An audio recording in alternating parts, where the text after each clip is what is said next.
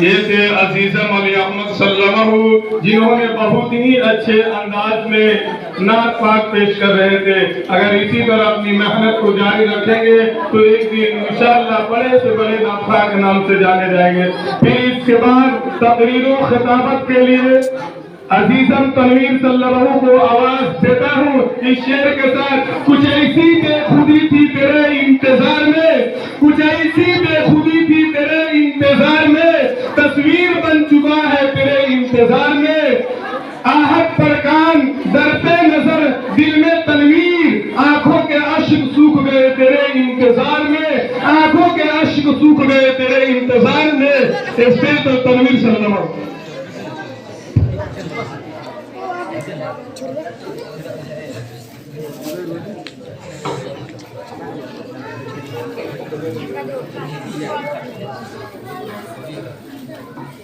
بسم اللہ الرحمن الرحیم، الحمد للہ رب العالمین، والصلاة والسلام على سید الانبیاء والمرسلین، محمد وعلى آلہ وصحبہ اجمعین الى یوم الدین، اما بعد، اعوذ باللہ من الشیطان الرجیم، بسم اللہ الرحمن الرحیم۔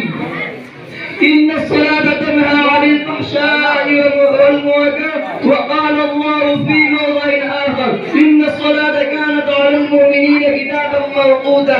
محترم سامعین اور حاضرین مجلس، آج کی اس مجلس میں نماز کا تذکرہ ہوگا۔ محبت کرنا ہے کرو رسول سے، محبت کرنا ہے کرو رسول سے، خدا نے محبت کیا ہے اپنے رسول سے۔ جب نہ ملے حرام دوا اور حکیم سے، جب نہ ملے دوا اور حکیم سے، کچھ کام لے لیا کرو اپنے سلیم سے، کچھ کام لے لیا کرو اپنے سلیم سے۔ نماز پڑھ کر نماز عشق مصلی پر، پڑھ کر نماز عشق مصلی پر، چن کر جو مانگنا ہے مانگنے رب کریم سے۔ ماشاءاللہ۔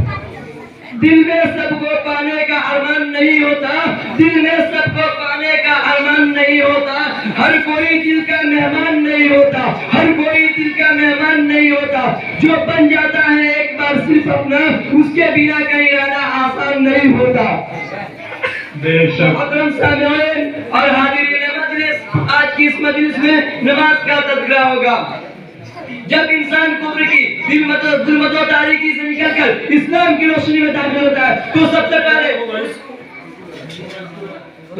پہلے اس کو جس چیز کا مقرر بنایا جاتا ہے وہ نماز ہے، اور اسی کے ذریعے سے ایک مکمل انسان کی شناخت ہوتی ہے کہ یہ شخص دار اسلام میں داخل ہے یا خارج۔ مگر آج ہم سب ایمان لانے کے بعد نماز سے کوسوں دور ہے، اور ایسا لگتا ہے نماز اور مسلمانوں کے درمیان کوئی تعلق ہی نہیں، حالانکہ ان دونوں کے درمیان کافی گہرا تعلق ہے۔ میں اسی تعلق کو بتانے کے لیے آپ حضرات کے سامنے آیا ہوں۔ میں بتاتا چلوں کہ نماز اور مسلمانوں کے درمیان تعلق کیا ہے، پھر اسلام میں نماز کا مقام و مرتبہ کیا ہے۔ ان سب باتوں کو ہم سب کے لیے جاننا ضروری ہے تاکہ نماز کی اہمیت کو سمجھنا ہم سب کے لیے آسان ہو جائے۔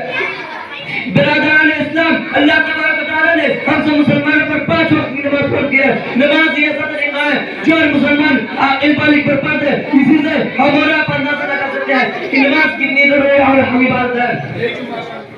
نماز مسلمانوں کی پہچان ہے، نماز مسلمانوں کی شان ہے، نماز مسلمانوں کے دینی و ملی شعار ہے، نماز مسلمانوں کے اثر بلندی کا ذریعہ ہے، نماز مسلمانوں کے اپنے فرقات کا ذریعہ ہے، نماز رب العالمین سے بلا واسطہ گفتگو کا نام ہے، نماز کفر زبرات کا نام ہے، نماز جنت کی کنجی ہے، نماز جہنم سے نجات کا ذریعہ ہے، نماز جہنم سے نجات کا ذریعہ ہے۔ میرے بھائی اور دوستو، یہ سب چیز نماز کی اہمیت کو بتانے کے لیے، اس لیے کہ نماز اللہ تعالیٰ کے نزدیک بہت محبوب عبادت ہے، کیونکہ نماز میں بندہ اپنے فطرت کا اعلیٰ مرتبہ پر ہوتا ہے، اور آپ حضرات جانتے ہیں کہ مٹی کی فطرت میں ہے، اور آپ حضرات جانتے ہیں کہ اللہ تعالیٰ نے انسانوں کی فطرت میں عبادت کرا دیا ہے، جیسے کہ ارشاد ربانی ہے وَمَا خَلَقْتُ الْجِنَّ وَالْإِنسَ إِلَّا لِيَعْبُدُونِ، یعنی ہم نے انسان اور جنات کو صرف اپنے عبادت کے لیے پیدا کیا ہے۔ دوسری چیز انسان کے اندر یہ ہے کہ وہ مٹی سے پیدا کیا گیا ہے، اور آپ حضرات جانتے ہیں کہ مٹی کی فطرت میں عاجزی ہوتی ہے، پستی ہوتی ہے،